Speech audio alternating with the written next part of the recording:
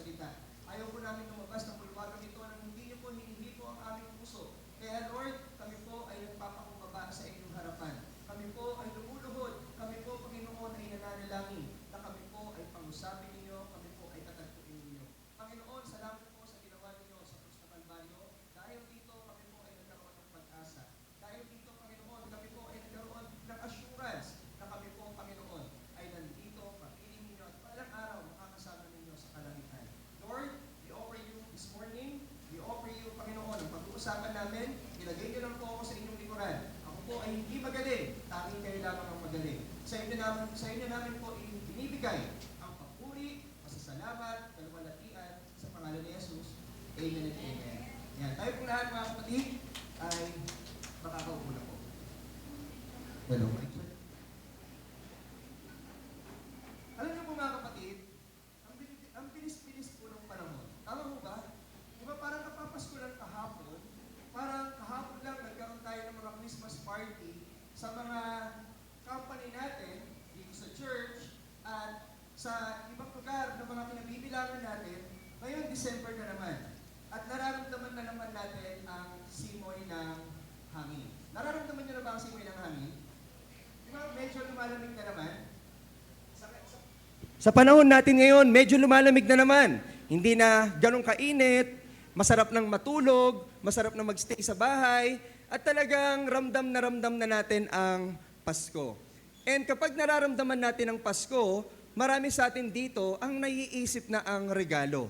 Di ba? Na marami sa atin dito naiisip na ang pagbibigayan. At marami sa atin dito naiisip na ang mga Christmas party. So sa umagang ito, bago tayo magsimula, dahil naaamoy na natin ang simoy ng hangin, gusto ko munang maging generous for the meantime. Gusto ko munang maging mapagbigay sa mga oras na ito. Sino dito ang gusto ng regalo?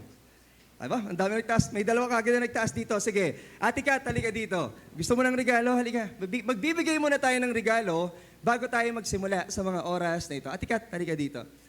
Ayan. And Ate Zoe, dito ka. Ayan, dito kayo sa unahan. Mga kapatid, bibigyan ko muna sila ng regalo bago tayo magsimula. O, totoo to ha, kala nyo nagsisinungaling ako, magbibigay talaga ako ng regalo. Ayan, dyan muna kayo. Totoo to, magbibigay ako ng regalo. Ayan. Hindi 5,000. Sige lang, ayan. Ayan, magbibigay tayo ng regalo kay Ate Kat. Ate Kat, pakihawak ako. And magbigay muna tayo ng isang regalo para kay Ate Zoe. Pasensya na kayo, naubusan na ako ng wrapper. Dito ko na lang nilagay. Bago nyo buksan, masaya ba kayo na nakareceive kayo ng regalo? Yes, opo. Yes, masaya sila. Ikaw, Ate Zoe. Yes po. Ayan. Ang bawat tao, masaya kapag nakaka-receive ng regalo. Ang bawat tao, talagang, ang puso ay tumitibok-tibok kapag sila ay binigyan ng regalo, lalo sa mga taong malalapit sa kanila. So, Ate Zoe and Ate Kat, dito kayo. Bubuksan natin ang regalong ibinigay ko po sa kanila. Dito kayo, para makikita nila. Ate Kat, pwede pa buksan ang regalong binigay ko sa'yo? Flashlight. Ate Zoe, pabuksan ang regalong binigay ko sa'yo. Joy. Masaya pa ba kayo? Opo. Parang humina na yung yung boses. Ikaw, Ate Zoe. Opo. Alam niyo mga kapatid, sa buhay natin ito, ang Panginoon natin, hindi lang basta dumating dito sa lupa para siya ay maging Savior natin. Ang Panginoon natin dumating dito sa lupa dahil siya ay isang regalo at may dala-dala rin siyang isang regalo para sa bawat isa na mananampalataya sa Kanya at sa Kanya ay maniniwala. Alam nyo, sa umagang ito, ang flashlight ay sumisimbolo ng liwanag na dala ng Diyos. Alam nyo, ang Panginoon natin nung bago siya dumating dito, punong-puno ng kadiliman. Ang mundo natin, punong-puno ng korupsyon. Pero nung dumating ang Diyos, siya po ay nagbigay ng liwanag sa mga taong naniniwala sa Kanya. Pabuksan nga ako, Ate Kat. Oh, may liwanag naman, di ba? Ayan. And of course, mga kapatid, ang Panginoon natin, hindi lang...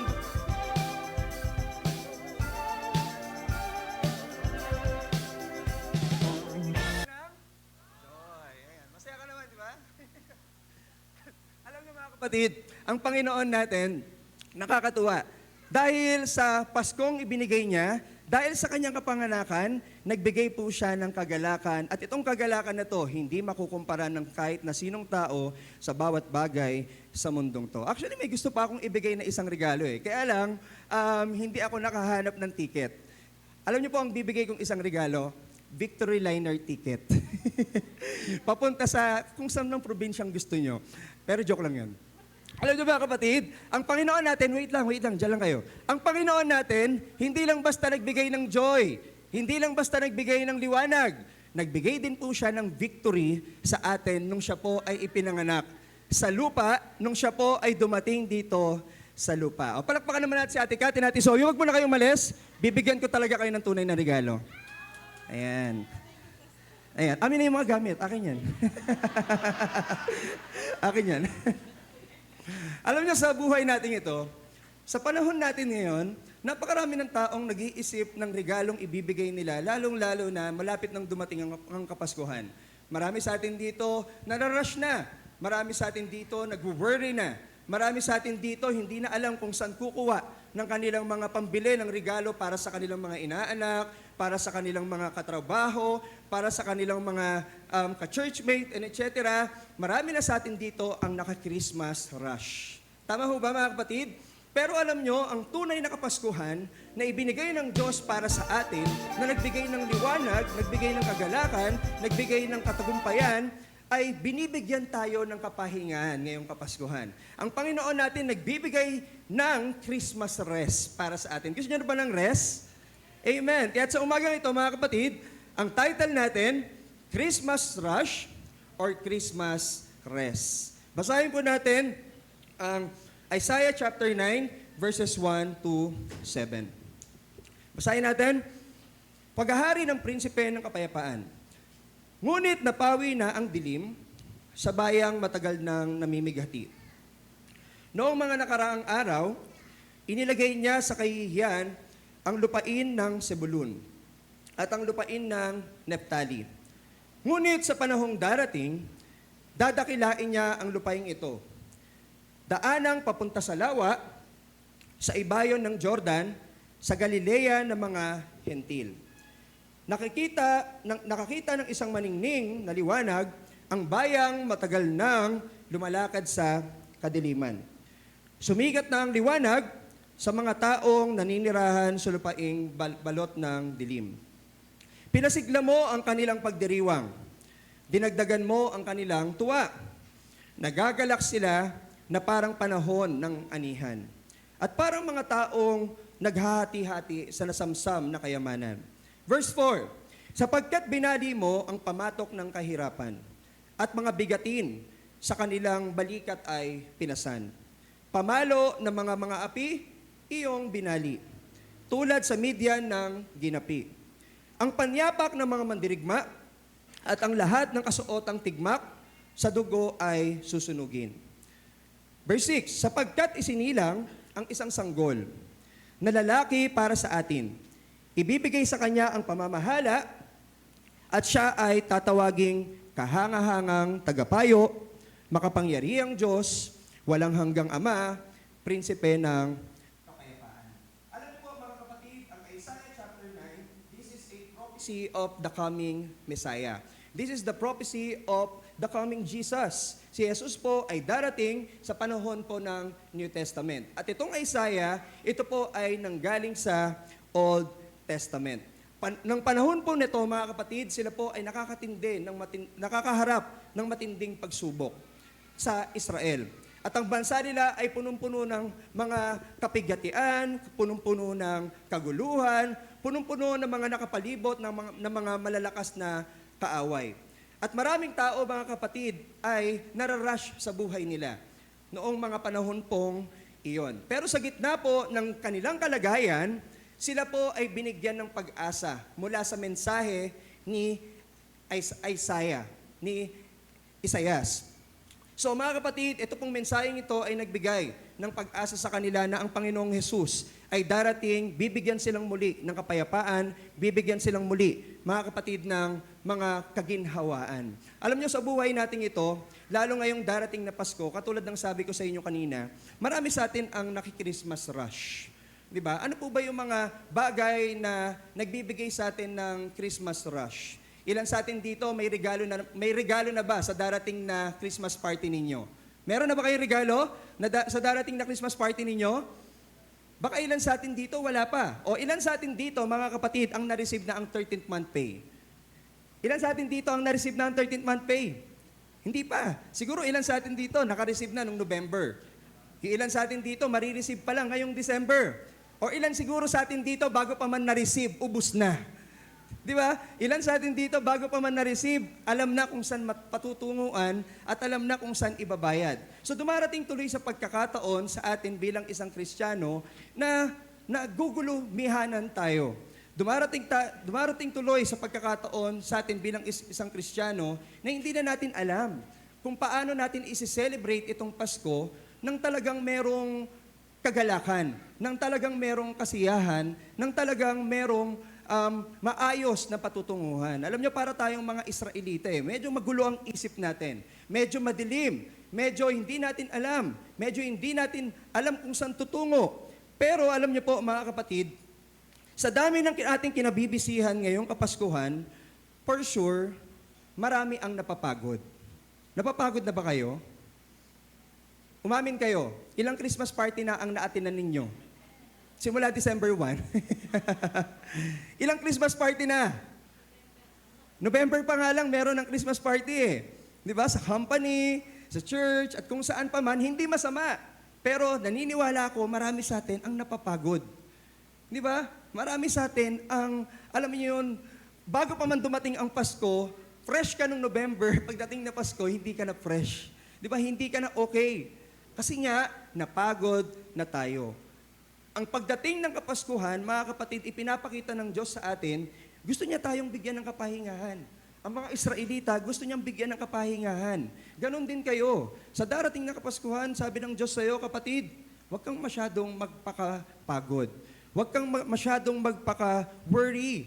Huwag kang masyadong matakot. Huwag kang masyadong tumingin sa pararating na future. Tignan mo yung ngayon. Kasi ang gusto ng Diyos sa iyo, magkaroon tayo ng kapahingahan dahil gusto niya na masamba natin siya ng tunay sa puso natin. Amen? Kasi ang reason naman talaga ngayong Paskong ito, walang iba kung hindi si Jesus. Walang ibang na i-prophesy kung hindi siya. Katulad sa verse na binasa natin, merong sanggol na ipapanganak. Ang sanggol bang ito ay si Pastor Christian? Ang sanggol ba na ito na na-prophesy si ganito, si kapatid mo, si ganyan, etc.? Walang ibang sanggol na na-prophesy sa buong mundo, and according to Bible, si Jesus lamang po iyon. And according to Matthew, mga kapatid, Jesus came into this world because He wants to give rest those who are heavily burdened. Di ba? Nababurden tayo in so many things in this world. So, mga kapatid, Christmas rush ba tayo or Christmas rest? The Lord wants us to experience rest. We rest because the Messiah brings, or we rest because Jesus brings. Number one, yung ginawa kong example sa inyo, the Messiah brings light. Very common. Tama? Alam natin na si Jesus nagbibigay talaga ng liwanag. Alam natin na si Jesus nagbibigay talaga ng light.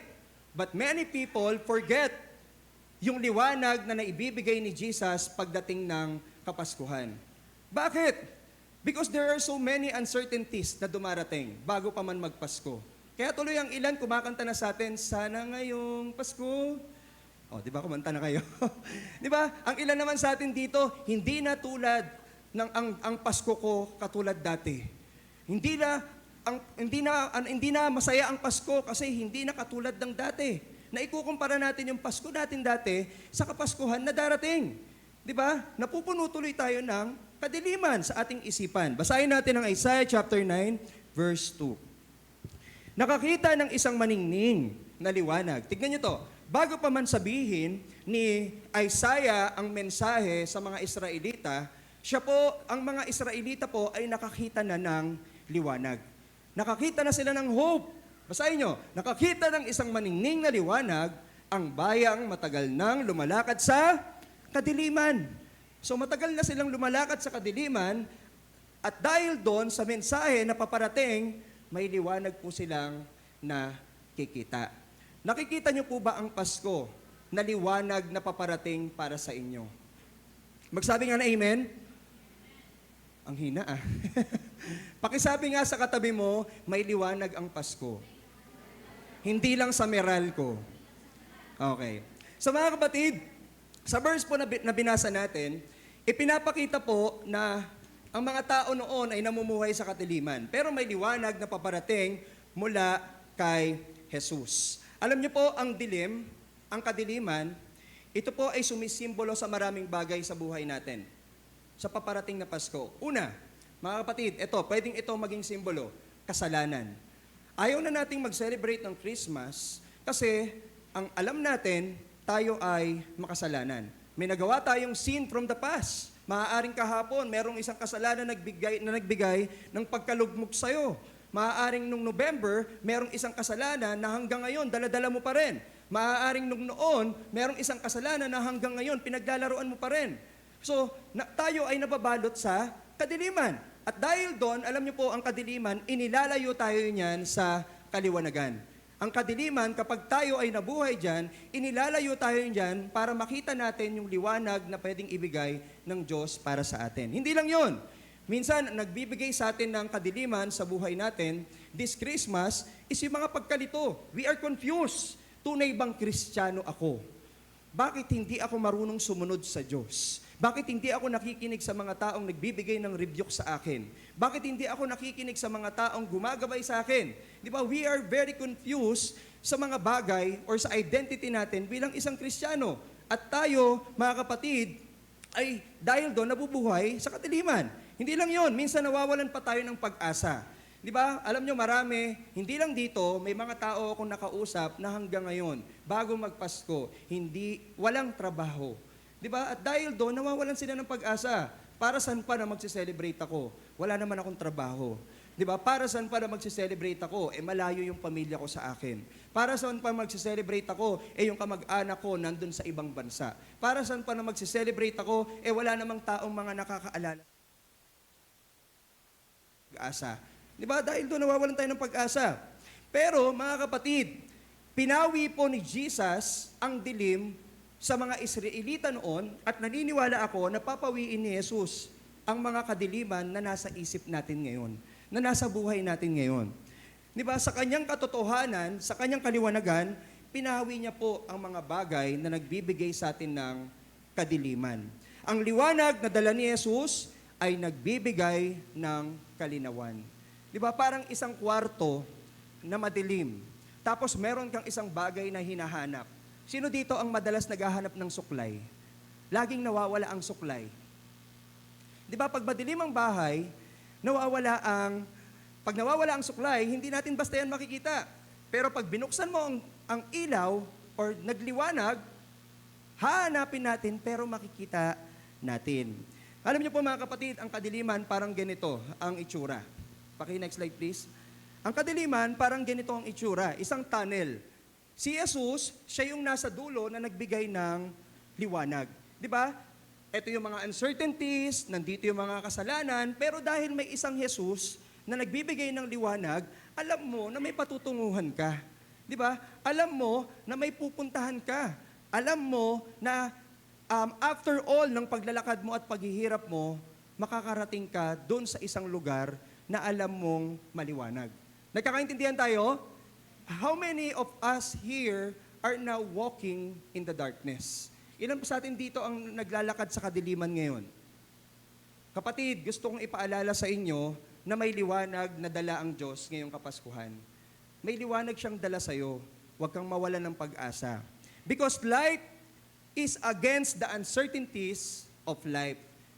The light that Jesus brings is against the uncertainties of life. Di ba? Ano ba yung mga uncertainties? We don't know the future. Hindi natin alam ang purpose ng buhay natin. But Jesus brings light that is against the uncertainties of life. Ano ba yung mga uncertainties mo? Hindi mo alam hanggang kailan ka sa trabaho mo. Huwag mo nang isipin yan. May pag-asa mula sa kaliwanagan ng Diyos. Magtiwala ka sa Kanya. Hindi mo alam kung sino yung possible na mapangasawa mo in the future. Ilang taon ka na, 18 years old, bata ka pa. 24 years old, napapaisip ka na. Di ba, alam nyo, minsan may narinig akong kwento. At ang sabi nila ganito, Pastor, nagpipray ako kay Lord.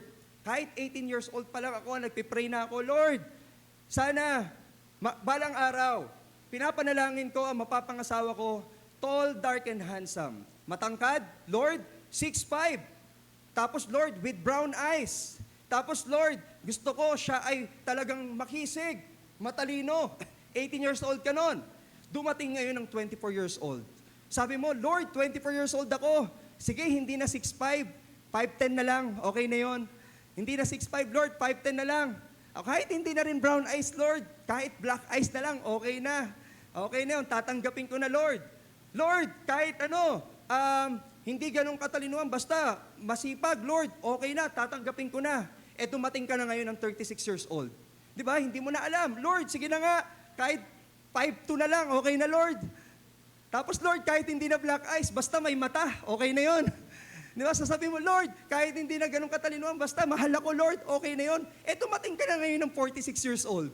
Di ba? Sasabihin mo, Lord, sige na nga, basta mabait, okay na.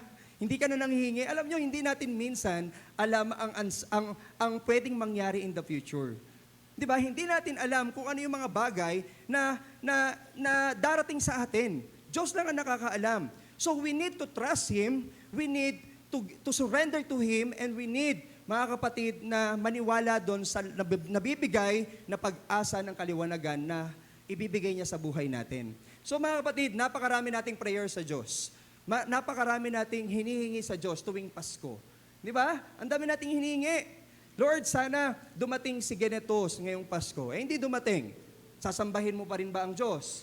Magtitiwala ka pa rin ba sa liwanag na naibibigay niya? Lord, sana ganito ang mangyari. Hindi dumating. Hindi nangyari. Maniniwala ka pa rin ba sa liwanag na daladala ng Pasko? Amen? Maniwala ho tayo. And also, mga kapatid, light is against shame. Di ba sabi ko sa inyo kanina, ang kadiliman, minsan, ito yung mga kasalanan na daladala natin. Alam nyo kapag ang liwanag ng Diyos ay talagang naranasan ninyo, it is against shame. Yung kahihiyan ng kasalanan, mawawala po yun. Bakit? Kasi pinatawad ka na ng Diyos eh. Di ba darating ang Paskong pinatawad ka ng Diyos. Darating ang Pasko na meron kang assurance na ang Diyos ay mahal ka at hindi ka iiwan. Amen? Marami nang iwan sa atin dito sa mundong to, pero ang Diyos, kailanman, hindi ka iniwan. Pakisabi nga sa katabi mo, hindi ka iniwan ng Diyos. Pinatawad ka na rin ng Diyos. Alam nyo, minsan may narinig ako, pinatawad na tayo ng Diyos. Minsan tayo na lang ang hindi nagpapatawad sa sarili natin. Pinatawad ka na ng Diyos, minsan ikaw na lang yung hindi pa nagpapatawad. So this coming Christmas, for you to experience more the light of Jesus, learn how to forgive and learn how to forgive yourself. Amen? And of course, light is against lies. Mga kapatid, ang daming kasinungalingan ng kaaway sa atin. Nasasabihin sa atin, ang Paskong darating, Santa Claus ko, kayo rin. Di ba? Di ba, hindi naman tayo yung Santa Claus. Wala namang sa atin dito na kayang magbigay ng lahat ng bagay na sa tingin natin gusto nila. Hindi tayo yun. Kapatid, wag nating isipin yung mga kasinungalingan na itinatanim sa atin ni Satan. Alam nyo, minsan may nakausap ako, ang sabi niya, mga kapatid, ang sabi niya ganito, magiging masaya lang ako sa darating na Pasko. Kapag binigyan niya ng kondisyon. Alam niyo yung mga kondisyon na yan, itinatanim niya sa atin ng kaaway para hindi talaga i-celebrate ang Christmas ng maayos. Ng totoo. Those are lies. The truth is, we celebrate Christmas kasi merong isang Diyos na nagpakumbaba, ipinanganak sa manger, sa Bethlehem, at siya ay nagbigay ng buhay para sa atin. Yun ang katotohanan. Di ba? Hindi patungkol sa atin ang Christmas. Pakisabi sa katabi mo, hindi patungkol sa iyo ang Christmas. So, huwag kang mag-expect ng regalo. Joke lang. Hindi masamang magbigay ng regalo. Bigyan mo pa rin. Di ba? Kasi it's about giving. The essence of Christmas, it's about giving because Jesus gives Himself for us. Di ba? So, if experience din natin yon sa tao. Alam nyo, mga kapatid, kung nakakaramdam kayo ng pagkaligaw sa umagang ito, kung nakakaramdam kayo ng rush ngayong Kapaskuhan, magtiwala ka kay Jesus bilang iyong liwanag. Liwanag mo ba ang Panginoon? Si Jesus ba ay iyong liwanag? Amen! Di ba, maglaan ka ng oras ng pagbabasa ng kanyang salita. Alam nyo, para hindi kayo masyadong mag-dwell into darkness this coming season, this coming Christmas, make time to read your Bible. Aralin mo yung first Christmas. Makikita mo kung paano nagbigay ng liwanag si Jesus sa mga tao. Aralin niyo yung Bible, kung paano kayo nagme-make time to different occasions na paparating ngayong Christmas. Sana wag niyo rin kalimutan na mag-make time to read your Bible. Nagbabasa pa ba tayo ng Biblia? Binabasa pa ba natin ang Matthew, Mark, Luke, John? Binabasa pa ba natin, mga kapatid, ang Old Testament? Or nag-share pa ba tayo ng salita ng Diyos sa maraming tao or sa ibang tao? Maglaan ho tayo ng oras. Bakit? Sa pamamagitan ng kanyang salita, makikita natin yung liwanag ng Diyos. Alam niyo, kung wala ang salita ng Diyos, hindi mo makikita yung liwanag niya. Kung hindi mo alam ang salita ng Diyos, hindi mo makikita yung liwanag or pag-asa na ibibigay niya sa'yo. Di ba? Kung aasa ka lang sa sarili mong emosyon, kung aasa ka lang sa sarili mong kaisipan, kung aasa ka lang sa ibang tao na magtuturo sa'yo, kapatid, asahan mo. Hindi mo lubos na mauunawaan ang liwanag ng Diyos. So magbigay ka ng oras sa pagbabasa ng Biblia. This coming Christmas, i-gather mo yung family mo. Magbasa kayo, mag-worship kayo together. Tignan nyo kung paano nagbigay ng liwanag si Kristo. And of course, mga kapatid, this Christmas rush, we can experience Christmas rest because the Messiah or Jesus brings joy. Yung kanina, di ba yung joy? Di ba? Yung joy. Very simple, but sometimes we forget about it. Di ba? We forget about the joy that Jesus brings. Di ba? Meron niyang isang kanta na paulit-ulit kong naririnig. Kasi yung anak ko, paulit-ulit niya itong pinapatugtog. Yung kantang, I've got the joy, joy, joy, joy, down in?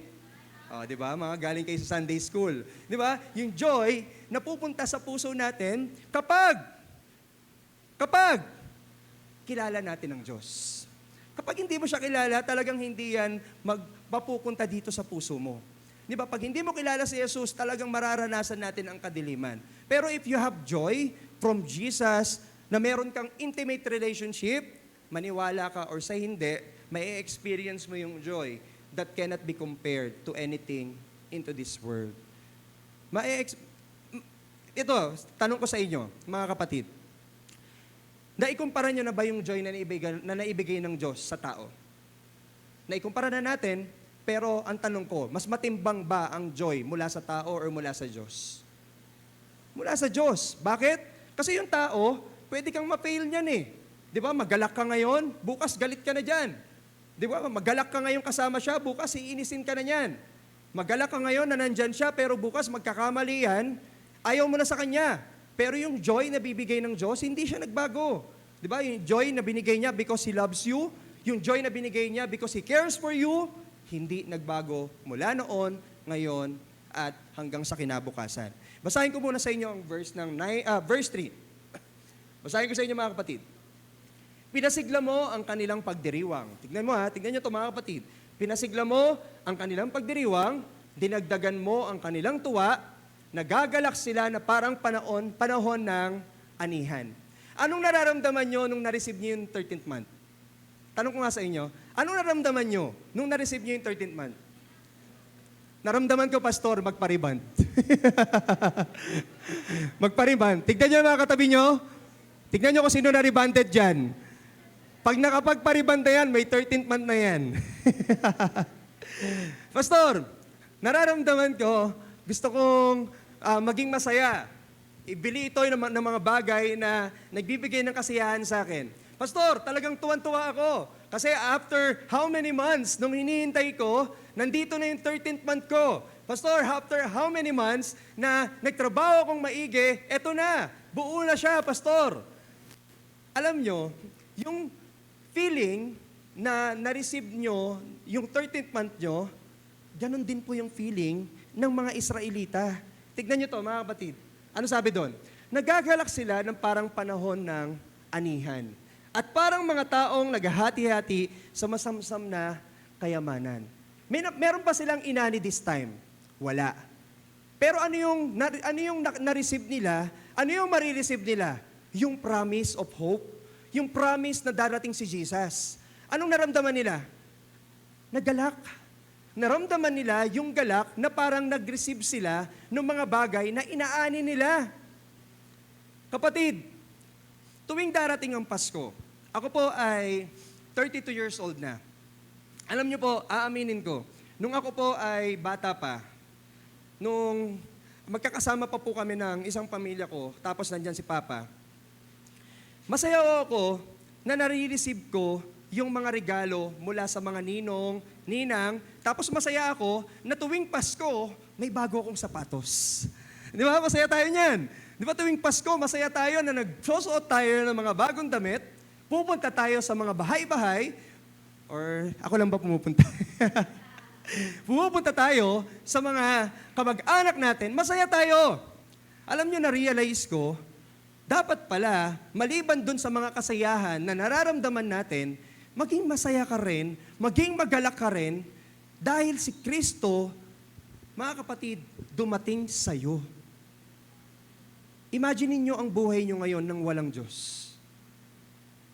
Imagine niyo ngayon ang buhay niyo nang hindi niyo nakilala si Jesus. Nasaan na tayo ngayon? Imagine niyo, gusto kong magbigay ng reflection sa inyo. Isipin niyo, nasaan ang buhay ko nang wala si Kristo? Nasaan ang buhay ko nang hindi ko alam na si Jesus ang reason for this season? Nasaan? Hindi ko alam kung ano man ang sitwasyon ng buhay niyo kung wala si Kristo. Pero isa lang ang alam ko, kapag si Kristo nasa inyo, mga kapatid, merong isang kagalakan na hindi maikukumpara kahit na sa anong regalo at kahit na sa anong sitwasyon, kahit na sinong tao at kahit na anong bagay. Amen? So mga kapatid, ang kagalakan na hatid ni Jesus ay hindi nakasalalay sa mga bagay na pansamantala. Kung hindi sa kanyang presensya at mga pangako na nagbibigay ng tunay na kaligayahan. Alam niyo, isa sa mga bagay na nagbigay ng kagalakan sa mga Israelita, maliban sa darating si Jesus, yung pangakong daladala ni Jesus. Ano yung pangakong daladala ni Jesus? They will receive salvation. Di ba? Yun ang Messiah. Tagapagligtas. They will receive salvation. Ano ba? Ang pangako na si Jesus, hindi sila iiwan ni pababayaan man. Kapatid, this coming Christmas, wag tayong masyadong mag-worry to anything. Sana maramdaman nyo rin yung joy. Sana maramdaman nyo rin yung peace mula sa Diyos. Alam nyo yung joy that God or Jesus brings is the joy that is against weariness. Joy that is against weariness. Alam nyo ba yung weariness? Yung pagod.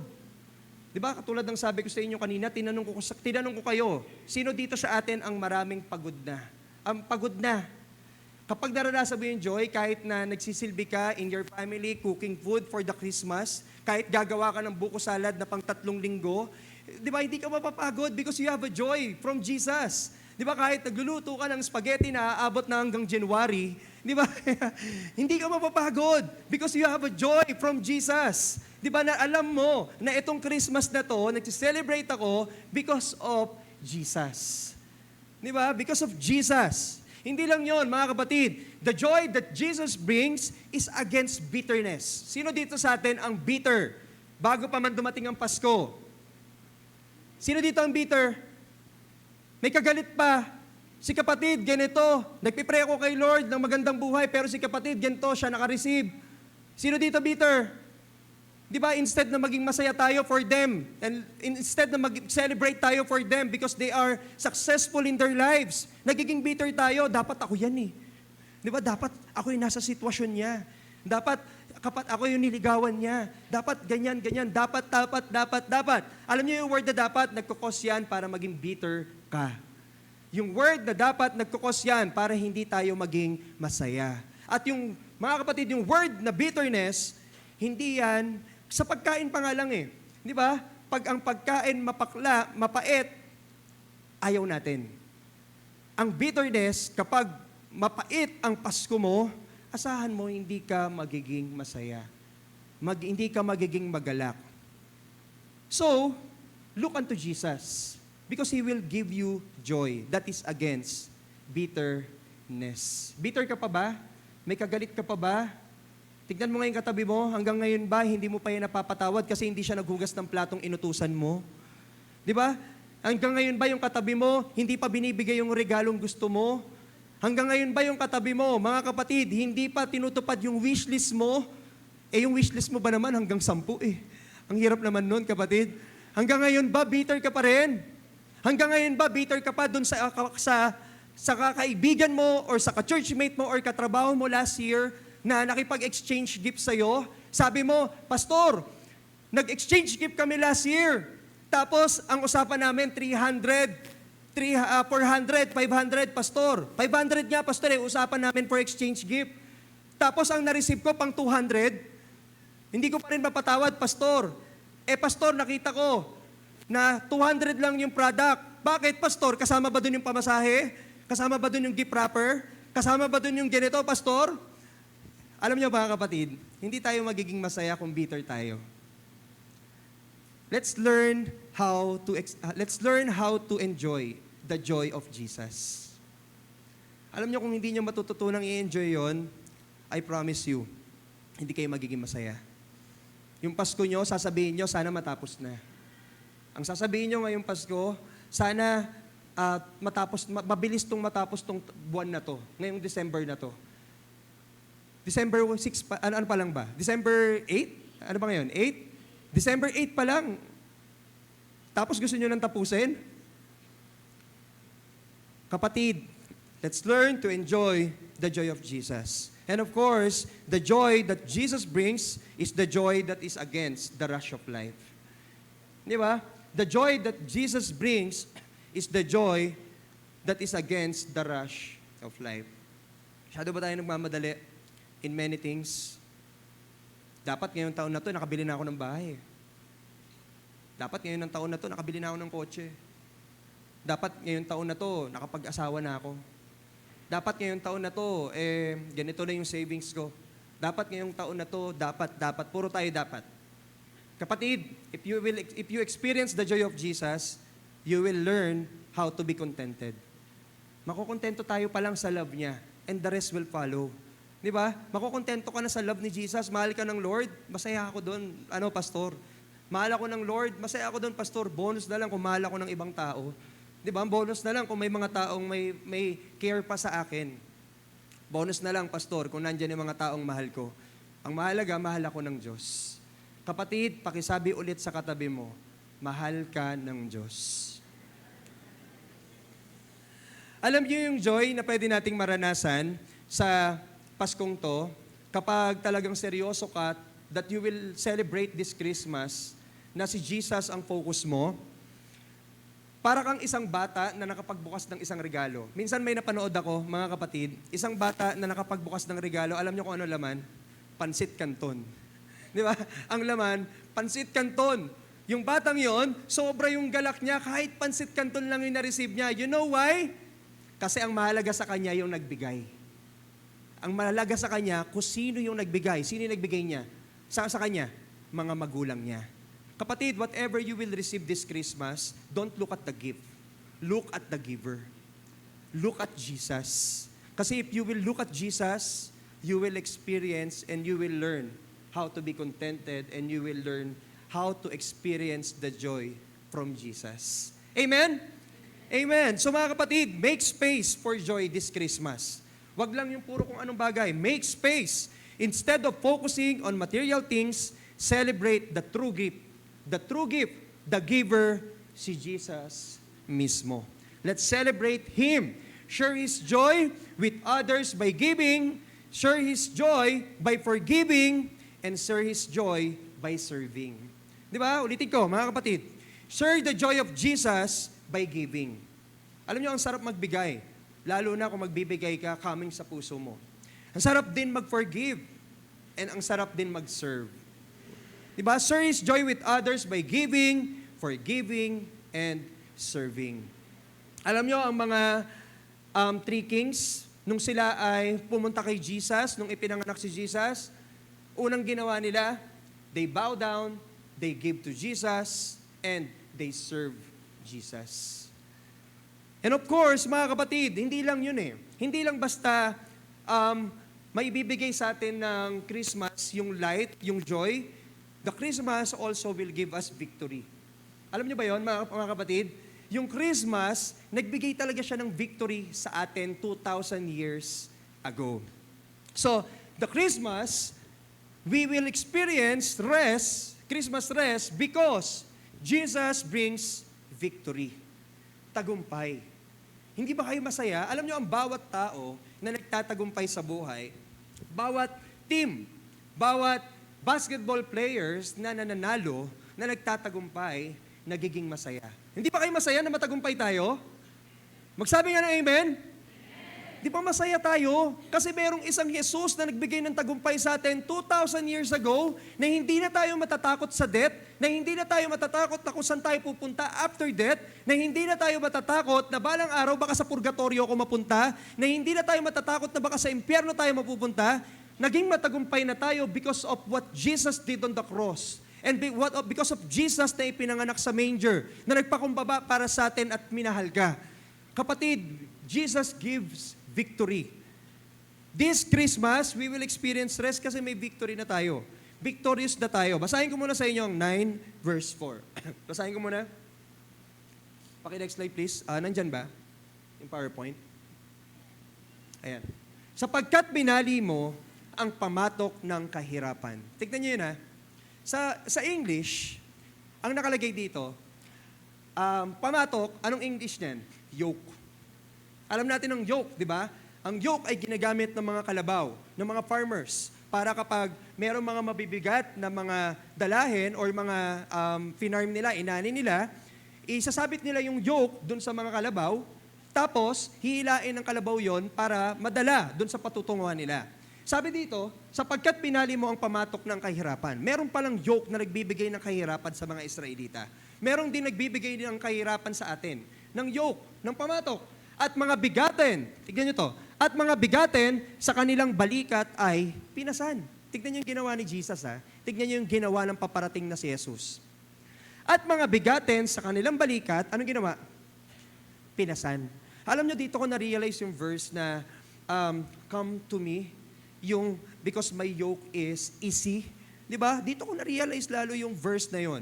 Na kapag lumapit tayo sa Diyos, yung bigat mong dala, hindi na yung tutulungan mo siyang magdala. Hindi ganon.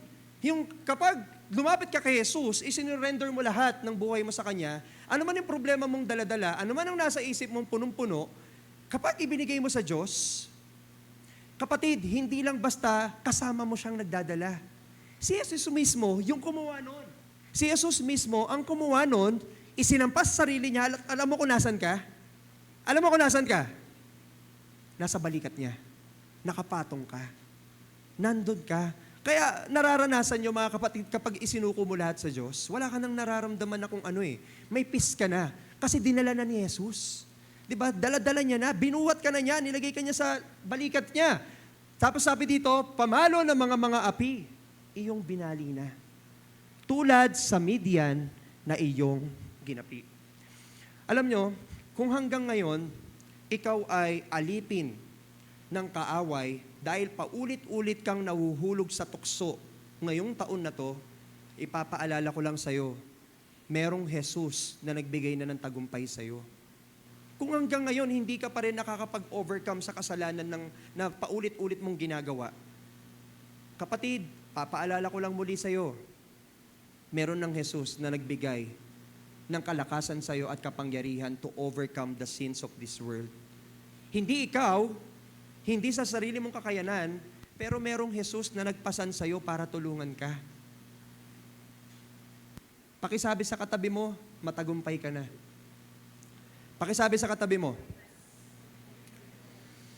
Alam niyo po, mga kapatid, ang kapanganakan ni Jesus ay nagdudulot ng tagumpay sa lahat ng bagay sa mundong to. Pag sinabing sa lahat ng bagay, hindi lang in one aspect of our lives. Sa trabaho mo, ipapaalala ko lang sa'yo, pwede kang maging matagumpay dahil kay Jesus. Sa school mo, gusto mo makagraduate, gusto mo makapasa, magkaroon ng grade na hindi mababa at hindi babagsak, ipapaalala ko lang sa iyo, mga kabataan, matagumpay ka dahil kay Jesus.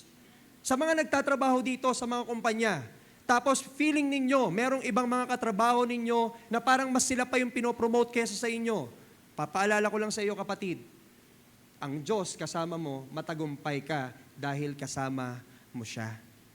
Ipapaalala ko lang din sa mga may pamilyang nandito, kung meron man kayong pamilya, may anak kayo, may asawa kayo nakasama sa buhay, tapos hindi nyo na alam kung paano paaayusin dahil ang gulo-gulo na, ipapaalala ko lang muli sa inyo, mga kapatid, ngayong Paskong to, matagumpay ka na dahil kay Jesus. Alam nyo, minsan hindi pa natin nakikita clearly yung tagumpay na paparating. Pero yung si Jesus pa lang nasa iyo na, matagumpay ka na. Alam nyo, ngayon ko lang mas lalong nare-realize habang tumatanda, siguro ganun nga talaga. Pag mas nagkakaedad ka, mas nare-realize mo na ang tagumpay hindi lang patungkol sa mga pinansyal na bagay. Ang tagumpay, hindi lang sa mga patungkol sa mga material na bagay. Ang totoong tagumpay kapag si Kristo nasa iyong buhay. Amen? Alam nyo, pwede kang maging matagumpay in so many ways, in so many aspects sa buhay mo. Pero kung wala si Jesus, tandaan mo, hindi pa rin victorious ang buhay mo. Sabi sa Colossians, mga kapatid, whatever you do, do it all for the glory of God. Kung hindi mo kasama si Jesus sa tagumpay mong yan, sasabihin ko sa iyo, hindi ka matagumpay. Pero kung kasama mo si Jesus sa tagumpay mong yan, masasabi ko sa iyo na matagumpay ka because of the glory of God. Amen? Sino dito ang gustong maging matagumpay? Magsabi ng amen? Amen. Praise God. So mga kapatid, sa pamamagitan ni Jesus, tayo ay may tagumpay laban sa takot.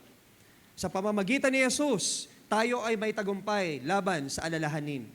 Paparating ang Pasko, hindi mo na alam kung saan tutungo, Christmas rush na. Alam nyo ngayon ang traffic sobra. Di ba?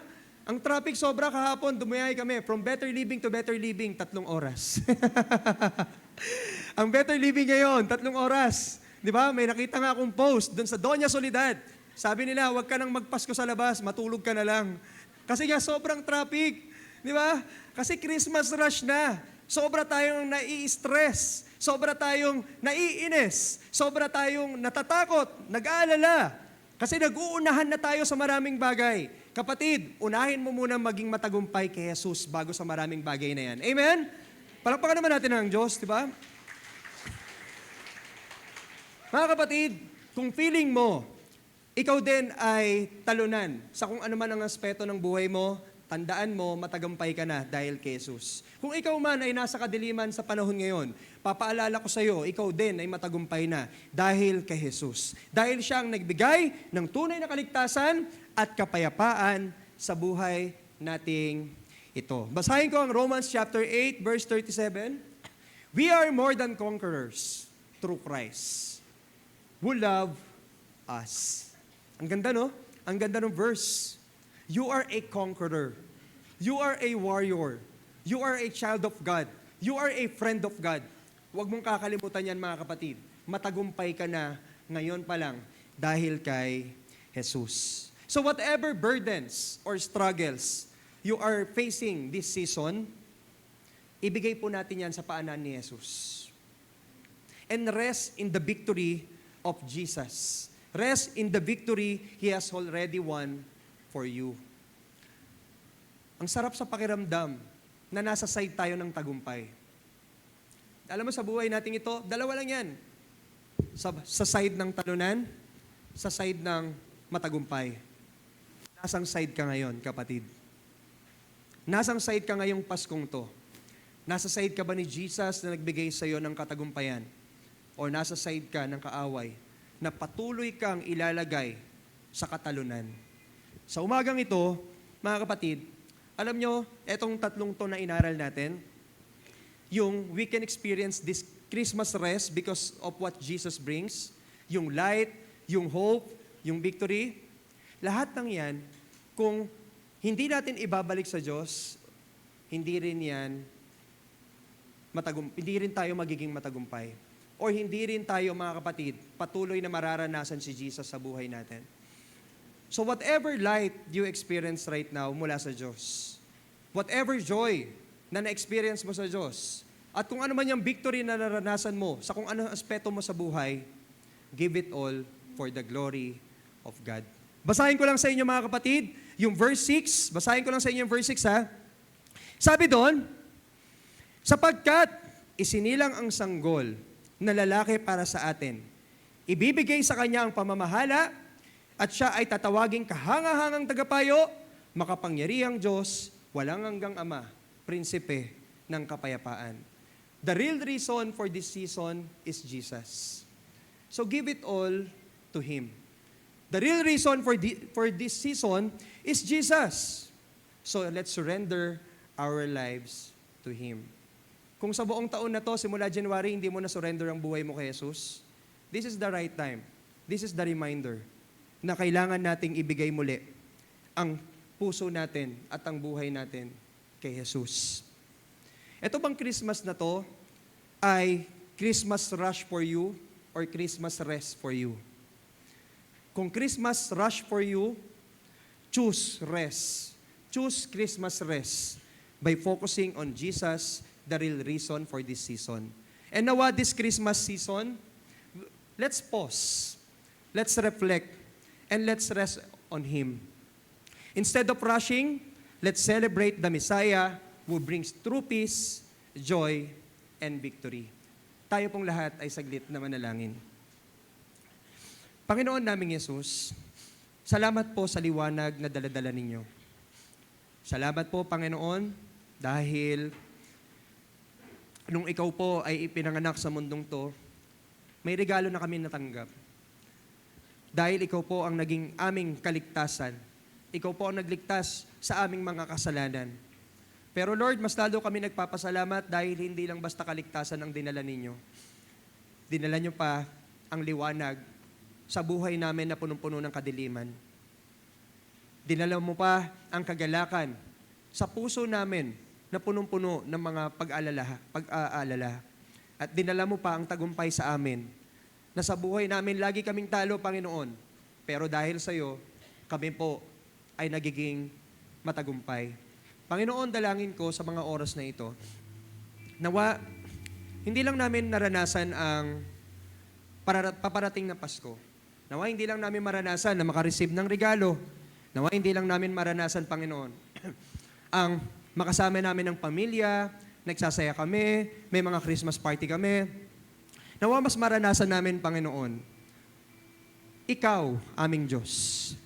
Nawa mas maranasan namin, Panginoon, Ikaw, aming Jesus, na talagang nagbigay ng tunay na kapaskuhan sa buhay namin. Mga kapatid, huwag tayong lumabas ng bulwagang ito nang hindi natin kilala ang Diyos.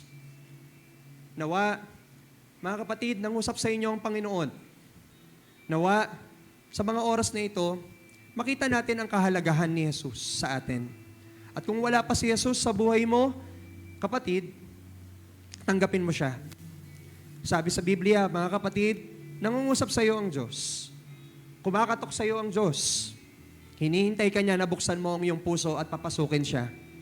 Mahal ka niya. Gusto ka niyang tulungan. Gusto ka niyang maging matagumpay. Gusto ka niyang gabayan. At lalong-lalo na, gusto niyang iparanas sa iyo ang pagbabahal na hindi maikukumpara kahit na sino. Kapatid, kung hindi mo pakilala ang Diyos, ito yung pagkakataon na kilalanin mo siya. Kung hindi mo pakilala ang Diyos, ito yung pagkakataon na papasukin siya sa iyong puso at tanggapin siya bilang iyong hari at tagapagligtas. Kung hindi mo pa siya kilala, kapatid, sundan mo tong panalangin na to. Panginoon, patawarin niyo po ako sa mga kasalanan ko. Tinatanggap po kita bilang aking tagapagligtas. At tinatanggap po kita bilang aking hari. Panginoon, salamat po sa ginawa ninyo sa krus ng Kalbaryo. At salamat sa pagmamahal nyo sa akin. At salamat dahil kailanman hindi nyo ako iniwan. Let me pray for you. Heavenly Father, Sa mga oras na ito, hindi ko po kilala kung sino ang nanalangin, pero ikaw po ang nakakakilala ng lubusan at nakakakita sa kanila. Dalangin ko, mga kapatid, dalangin ko, Panginoon, na kayo po ang patuloy na kumatagpo at magbago ng buhay niya. At sa mga taong nandito, nakilala na ang Diyos. Tapos, hindi nyo nararanasan ang rest tuwing Kapaskuhan. Mga kapatid, ito na rin yung pagkakataon na isuko mo muli sa Diyos ang lahat. Isuko mo ulit sa Diyos ang mga plano mo ngayong buwan na to at sa mga susunod na taon. Isuko mong muli sa Diyos ang mga bagay na nagbibigay ng pag-aalala sa iyo. Kapatid, kung ikaw ang taong kilala na ang Diyos, pero masyado ka nararash sa maraming bagay, sundan mo tong panalangin na to. Panginoon, tulungan niyo ko sa mga gagawin ko sa buwan na to. Tulungan niyo ako sa mga gagawin ko at sa susunod na taon. Panginoon, isinusuko ko na pong muli ang lahat sa inyo. Tanggalin niyo po ang kabigatan sa puso ko. Tanggalin niyo po ang mga nagbibigay ng worry sa isip ko. Tanggalin niyo po ang takot sa buhay ko. At lalong-lalo na tanggalin niyo po ang pagkabahala ko, Panginoon.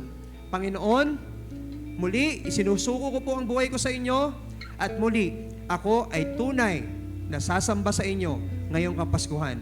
Let me pray for you. Panginoon, salamat pong muli sa inyo. Salamat po sa walang hanggang pagmamahal at salamat po sa kaligtasan at salamat sa Kapaskuhan na iyong binigay para sa amin. We offer you the highest praises, the highest honor, the highest glory. In Jesus' name we pray. Amen and amen.